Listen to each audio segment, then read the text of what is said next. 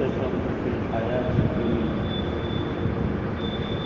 سبحان ربك رب العزة عما يصفون وسلام على المرسلين والحمد لله رب العالمين.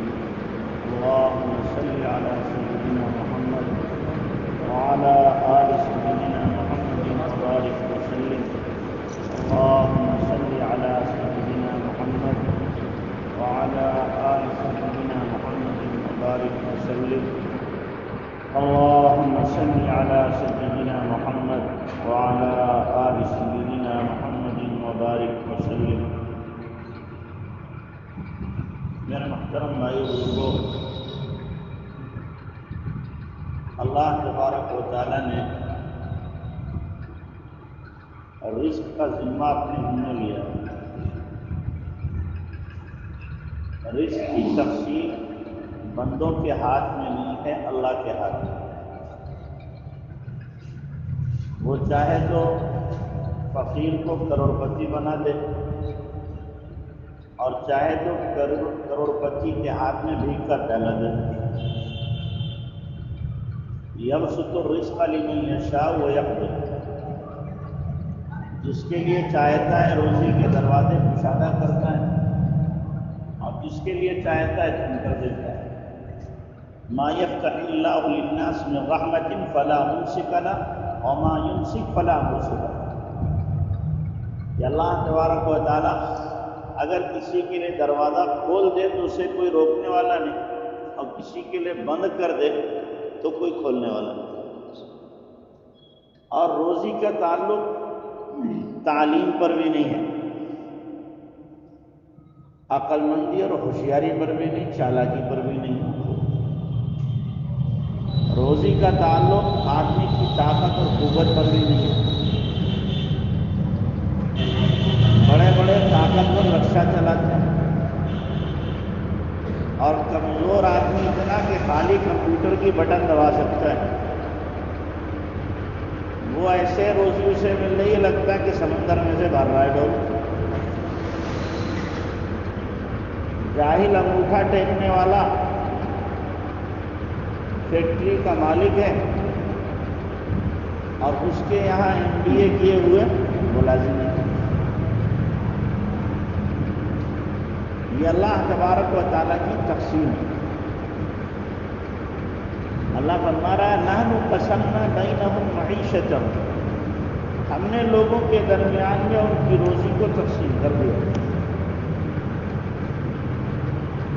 ہم نے تقسیم کیا ہے، لہذا اس تقسیم پر تمہیں حسد بھی نہیں ہونا چاہیے اور جتنا تمہیں ملے اس پہ راضی رہنا چاہیے. اگر کوئی آدمی کسی کے رزق پر حسد کر رہا ہے تو گویا کہ اللہ کی تقسیم پر اعتراض کر رہا ہے کہ اللہ آپ جانتے نہیں ہیں، آپ نے اس کو دے دیا، اسے تو دینی نہیں چاہیے، میں جانتا ہوں اسے، ہمیں دینا چاہیے تھا. برجستہ وہ کیا کر رہا ہے؟ خدا کی تقسیم پر اعتراض اور اللہ کے علم کو گویا کہ وہ ماننے کو تیار نہیں. اس لیے جس کو اللہ جتنا دے بندہ اس میں خوش رہے اور اسی میں راحت ہے. اگر کوئی آدمی خوش نہیں ہے تو وہ ہمیشہ پریشانی رہے. اسی لیے فرمایا گیا کہ قانع قناعت کرنے والا مالدار ہے اور لالچی کروڑپتی بھی بھکاری ہے. قناعت کا مطلب ہوتا ہے جتنا اللہ نے دیا بندہ اس پہ اللہ کا شکر ادا کرے کہ میرے پاس بہت ہے تو پریشان نہیں ہوگا. اور طامع جو لالچی ہوتا ہے جتنا مل جائے وہ کسی حد پہ جا کر بس کرتا ہی نہیں. اس کو آگے کی خواہش اور طلب ہوتی ہے، اس سے آگے، اس سے آگے، اس سے آگے، یہاں تک کہ اربوں پتی ہو جائے تو اب ہوتی دنیا میں نمبر 1 ہو جائے. میرا مالداری میں کیا ہو جائے؟ نمبر 1 ہو جائے. ایک صاحب ہماری کالونی میں رہتے ہیں، مجھ سے کہنے لگے مفتی صاحب دعا کر دو ہندوستان میں سب سے بڑا زکوٰۃ دینے والا بن جاؤں. سمجھے؟ سب سے زیادہ جب زکات دینے والا ہوگا تو کیا مطلب؟ سب سے بڑا مالدار بن گا. تعبیر کا پھیر ہے،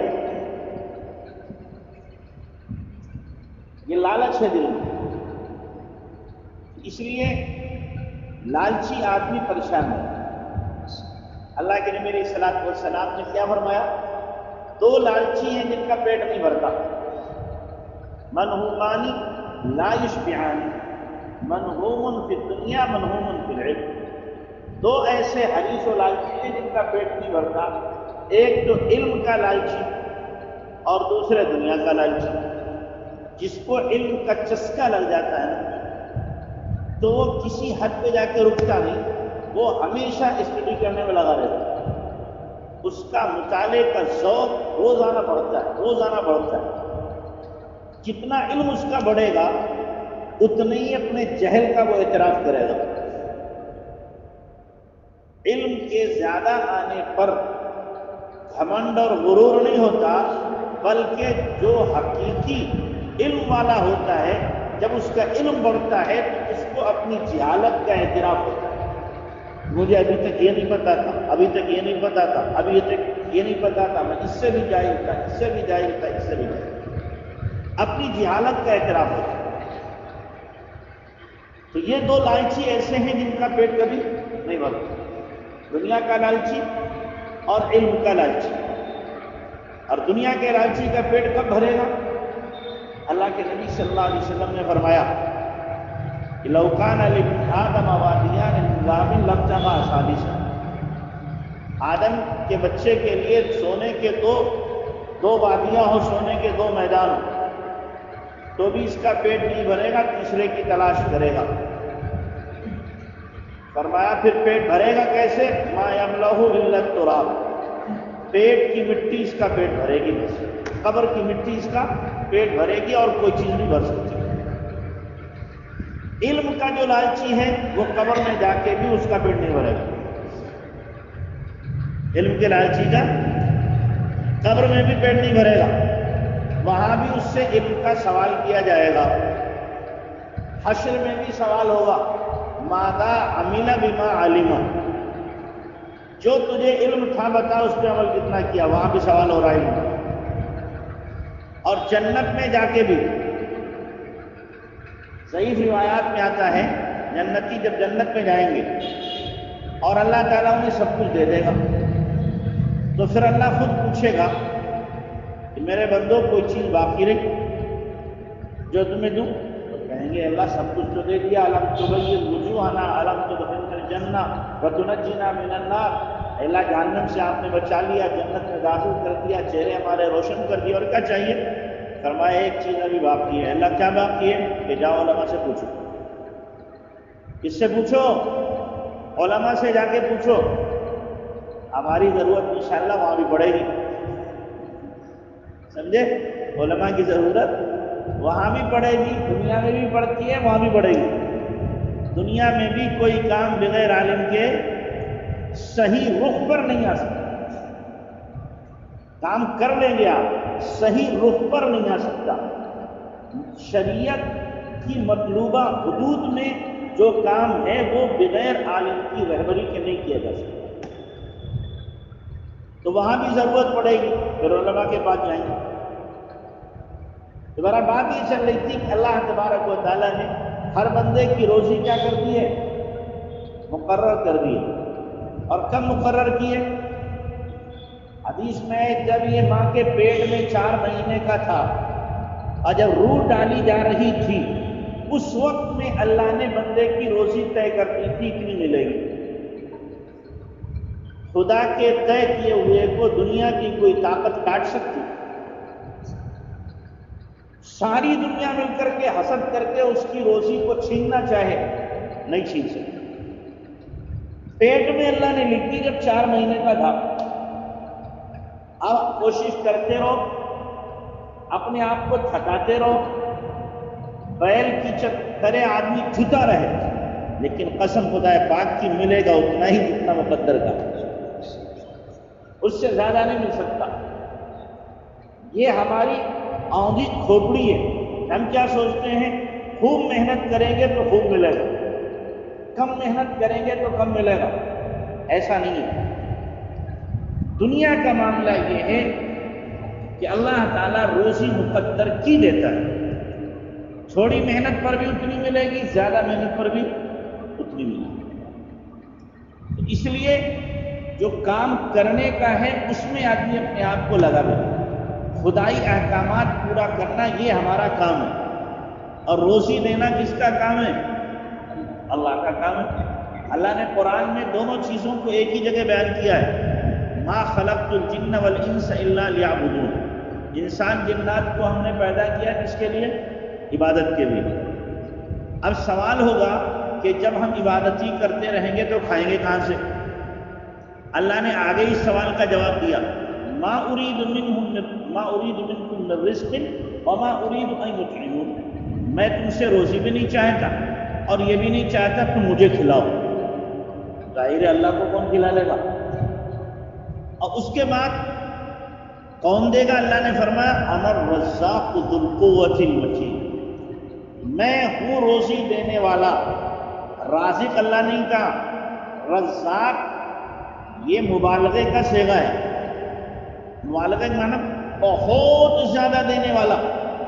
رزاق ہے اللہ، رازق بھی ہے رزاق بھی ہے، بہت زیادہ روزی دینے والا ہوں۔ اور روزی دینے میں جب دوں تو ذہن میں آ سکتا ہے، تو ہو سکتا ہے اللہ تعالیٰ کا ہاتھ نہ پکڑے، کوئی فرشتہ کہہ دے اللہ اسے کم دو، تو اللہ فرشتے کی مان لے۔ تو اللہ نے کہا نا ذو القوۃ المتین، میں دینے والا بھی ہوں رزق اور بھرپور طاقت ہے دینے کی، مجھے کوئی روک بھی نہیں سکتا۔ کوئی روکنا چاہے تو میرے اوپر پابندی نہیں لگا سکتا۔ اس لیے روزی کے سلسلے میں آج دنیا پریشان ہے، اس کی واحد وجہ یہ ہے کہ اپنی تقدیر پر یقین کی کمی ہے۔ اگر تقدیر پر یقین کی کمی نہ ہو تو روزی میں اتنی پریشانی نہیں ہوتی۔ اسمعی ایک بہت بڑے لغوی گزرے ہیں عرب کے، اسمعی ان کا نام ہے۔ قرآن کی لغات پر سب سے زیادہ انہوں نے کام کیا ہے، ایک ایک حرف ایک ایک لفظ تلاش کرنے کے لیے بعض مرتبہ 6 مہینے لگے ہوئے۔ اس لفظ کا صحیح معنی صحیح مفہوم کیا ہو سکتا ہے؟ 6 مہینے تک بعض مرتبہ جو ہے وہ بدوؤں کے پاس، دیہاتیوں کے پاس جاتے تھے، وہاں زبان عربی بالکل اصلی تھی۔ تو اصلی کہتے ہیں کہ ایک مرتبہ میں تنہا سفر کر رہا تھا، ایک چور مل گیا راستے میں، ڈکیت، کہنے لگا جو ہے دے دے۔ کہ بھائی میں فقیر آدمی کیوں مجھ سے لے رہا؟ تو یہ حرام طریقہ تو نے کیوں اپنا رکھا؟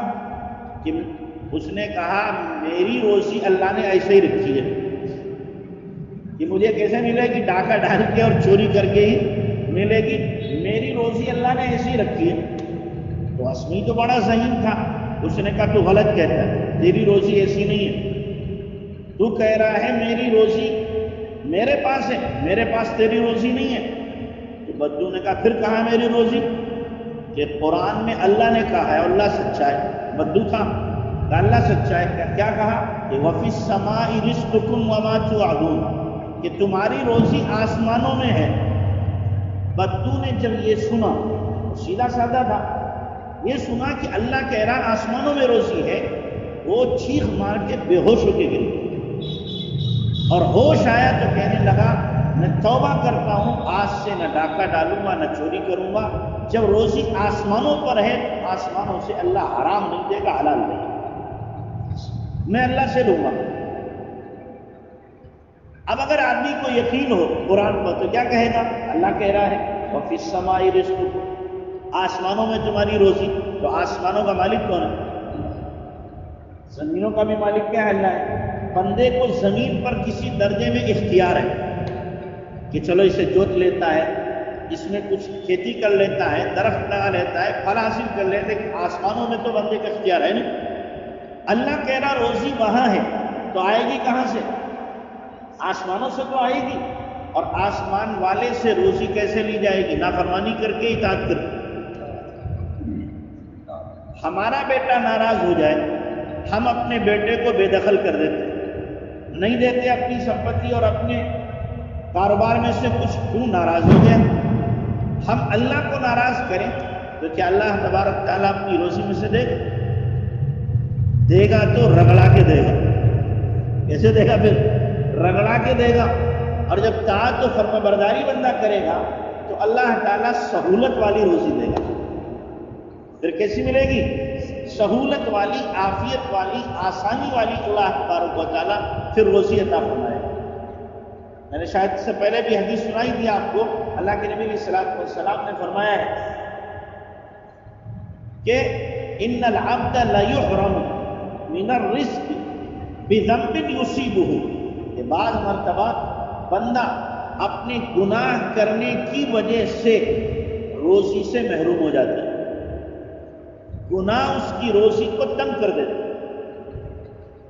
تو اس لیے ہمیں چاہیے کہ جو ہمارا کرنے کا کام ہے اللہ کی اطاعت و فرما برداری وہ ہم کریں، باقی اللہ کا کام روزی دینا وہ اللہ کرے گا.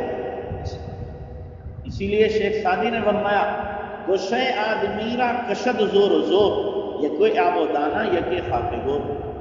دو چیزیں آدمی کو اپنی طرف پوری طاقت سے کھینچتی ہیں، ایک تو قبر کی مٹی اور دوسرے آدمی کی روزی. جیسے بندہ تلاش کرتا ہے روزی کو، ایسے ہی رزق تلاش کرتا ہے بندے کو. اگر پہاڑ کے دامن میں ایک دانہ ہمارا پڑا ہوا ہے نصیب کا، وہ ہم تک پہنچنا ہے، یہ اللہ کی ذمہ داری ہے کہ پہنچائے گا. کیسے؟ یہ اللہ پہنچائے گا. جب تک اس دانے کو کھا نہیں لیتا تب تک اس سے موت نہیں آ سکتی.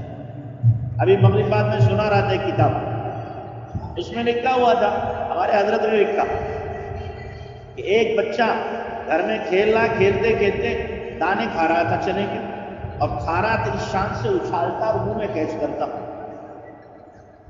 اچھالتا اوپر پھر منہ میں کیچ کرتا. کرتے کرتے ایسا ہوا کہ ایک دانہ سیدھا ناک میں اندر چلا گیا. اب اس نے انگلی ڈالی نکالنے کی اور اندر ہو گیا. اب چیخا ماں آئی تو دیکھا ہے تو اندر چلا گیا. اگر میں کچھ اور حرکت کری تو اوپر اور چڑھ جائے. اور ابھی 1.5 گھنٹے بعد ان کو جانا تھا لاہور سے کراچی فلائٹ کے ذریعے.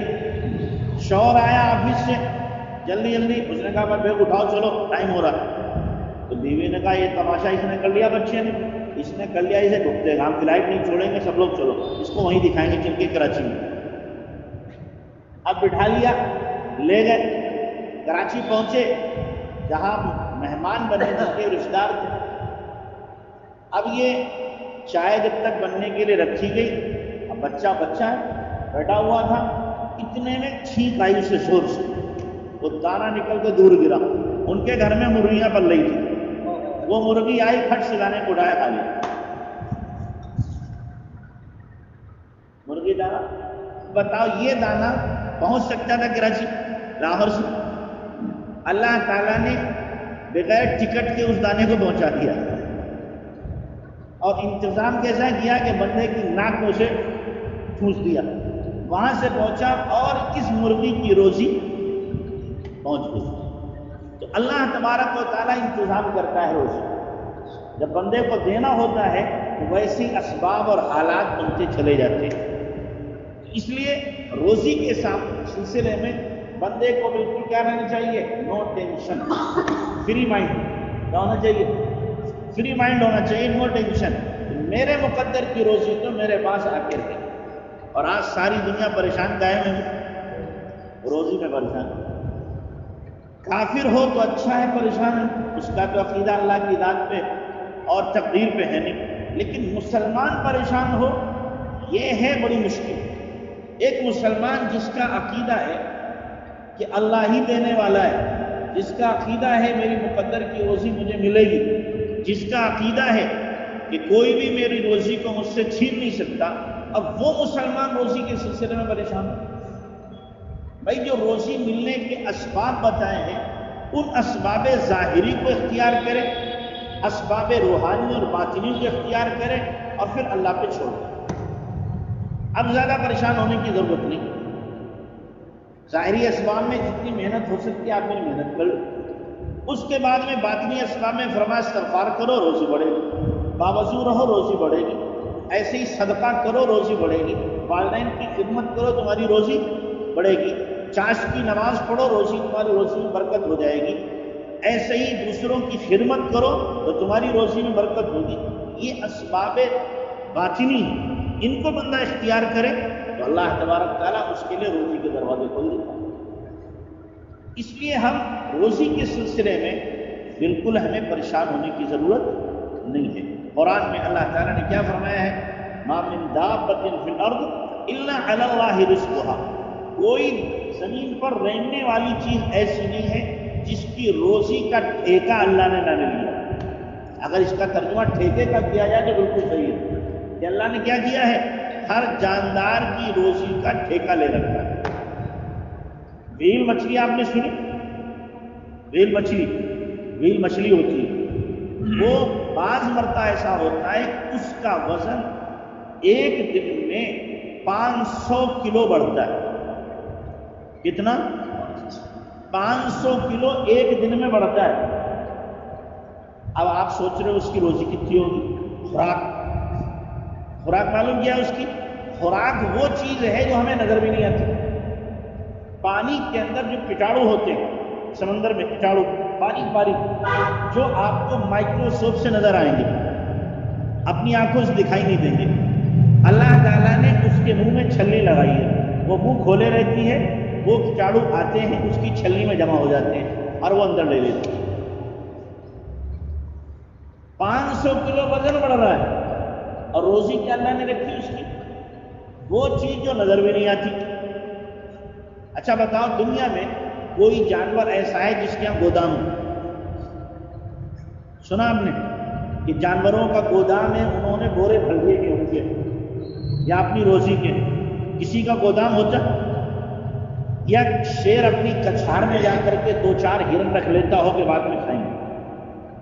شیر تو دوسرے کا شکار کیا ہوا بھی نہیں کھاتا، وہ خوددار جانور ہے، اپنا شکار کرے گا تو کھائے گا، وہ دوسرے کا کھائے گا تو زندہ۔ تو وہ تو کبھی نہیں کہتا چلو ہٹے مجھے مل رہے ہیں کیا ہرن، 2-4 مار لو رکھ لو پھر کھاتے رہیں گے۔ نہیں، باسی گوشت نہیں کھاتا وہ کیسا کھاتا ہے؟ تازہ گوشت کھاتا ہے۔ تو کسی بھی جانور کا گودام نہیں، اسٹاک روم نہیں، اور اسی طریقے سے ذخیرہ نہیں، لیکن کوئی جانور بھوکے میں نہیں رہتا، کھا کے سو جاتے ہیں اور صبح اٹھتے ہیں، اللہ توکل نکلتے ہیں، پیٹ بھر جاتا ہوں، اللہ بھر دیتا ہے۔ حضرت انسان بس ایسے ہیں۔ اور 2 پرندے ہیں، ایک کوا ہے، دوسرے چونٹی، یہ 2 ہیں جو جمع کرتے ہیں۔ 3 مخلوقات میں کل کتنے ہوئے؟ 3 ہوئے، انسان، کوا اور چونٹی۔ چونٹی 6 مہینے کا اسٹاک کر لیتی ہے اپنے بل کے اندر، 6 مہینے کے اسٹاک کرے گی، اور جب برسات ہوتی ہے، برسات سے پہلے وہ گیہوں چاول جو لے کے جاتی باہر اسے سکھاتی ہے اور پھر اندر لے کے چلی جاتی ہے۔ اللہ تعالیٰ نے اس کو اتنی سمجھ دی، اور جو دانہ لے کے جائے گی اس کے 2-3 ٹکڑے کرے گی تاکہ جم نہ جائے، اگر ثابت رہے گا تو کیا ہوگا؟ جم جائے گا، تو 2-3 ٹکڑے اس کے کر لیتی ہے، اور کر کے پھر جو اس کا اسٹاک روم ہے وہاں جا کے رکھتی ہے۔ تو چونٹی ایک دانہ اس کا، ایک گیہوں کا دانہ اس کی سال بھر کی روزی ہے۔